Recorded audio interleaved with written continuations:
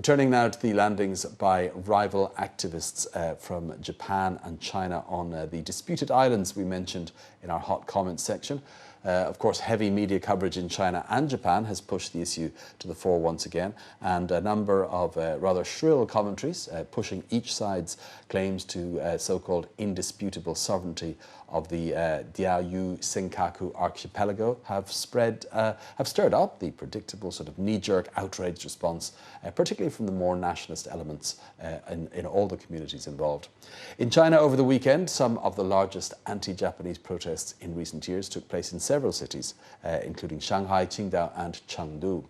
In some places, protesters decided that attacking Japanese restaurants and other businesses or overturning Japanese cars in the street even, on one case a police car, was a sensible way of expressing their displeasure. Others confined their fury to burning Japanese flags, presumably ones made in China, and shouting slogans about who owned what. Such protests occur sporadically whenever there's a flare-up over these remote but possibly economically significant islands. So how do Chinese net users feel about these protests and some of the tactics used by those involved, mostly young people in their 20s and 30s? Well, to find out what's being said, let's cross over now to our researcher, Julia Liu, who's in the newsroom. So, Julia, first the landing of the Chinese activists on the island, then the arrival of those Japanese activists, and now these anti-Japanese protests in several Chinese cities. What have Chinese net users got to say about all this nationalist fervour? Well, I have to say the reactions are a little more varied than you might think. Of course, there are some who agree with the protesters and feel more people should get involved, like this poster from iPhone.com. I support such anti-Japan protest, and I think Chinese people should boycott all these Japanese-made goods.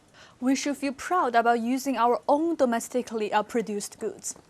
And another would-be demonstrator is this poster, Shendu Lao A, who has this excited comment on QQ.com. It's such a big pity that I wasn't there. If I were there, I would also have joined in the protest. We should let the Japanese know we are united and we are not afraid of them. But not everybody is so blinded by such hot-blooded patriotism. At least this poster, MyWay66, writing on Tianya.com, sees a flaw in the boycott everything Japanese plan. I can't understand why so many people simply repeat boycott Japanese-made goods as the country produces so many high-tech products. I don't think people can really get to do without this in their lives. Even if you buy the domestic equivalent, then what? Chinese companies will still need to pay patent fees to these Japanese companies. Do they just ignore these facts? And this unimpressed poster from Weibo.com says she's seen the whole cycle before. The reactions of some Chinese people are always like this.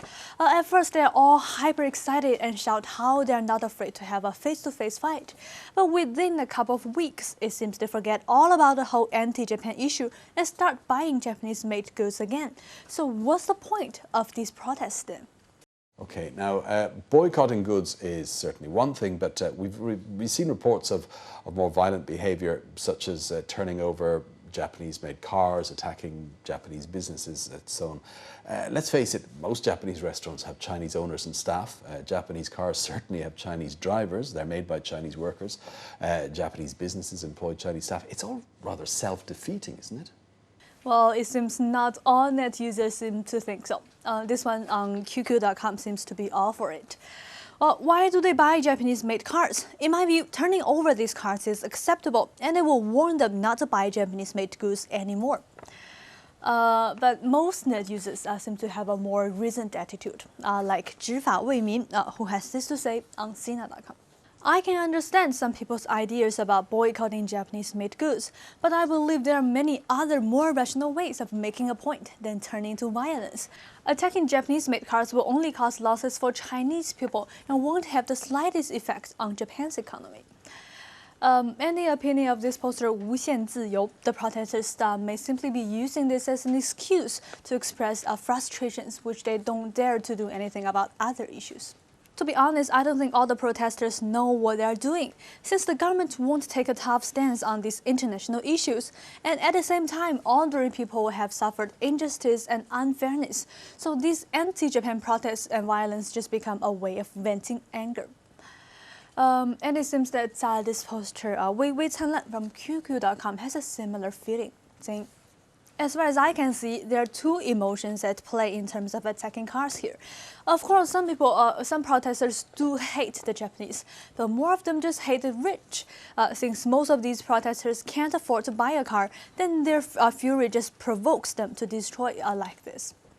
Well, this poster, 未来窗 on Weibo.com, just wonders how the government allowed the protesters to go so far. It's okay to have protests, but they shouldn't become some excuses for people with other agendas to take advantage of. I think the government needs to take action to try and avoid a repeat of such behavior. Okay, Julia, one last question. What lessons do net users feel can be drawn from these protests that we've seen? Well, maybe not only from these anti-Japan protests, but also from the broader dispute over the islands. Many net users claim the key point should be to focus on China's own development rather than the surface issues. This comment on Weibo.com reads, so not using Japanese-made goods is equal to patriotic behavior? I don't think so. I think what we really should do is spend more time and energy on developing our technology. Then one day we won't need to import these Japanese-made goods anymore, and we can really fulfill our dreams. And Cong Liu also thinks people should be clear about what they are doing. Currently, China is still not strong enough. Of course, on the one hand, the government has its own internal problems, but on the other hand, we also face a lot of exterior threats and pressure. I can understand people's anxiety, but we can't simply choose the way of violence and believe that that will solve everything.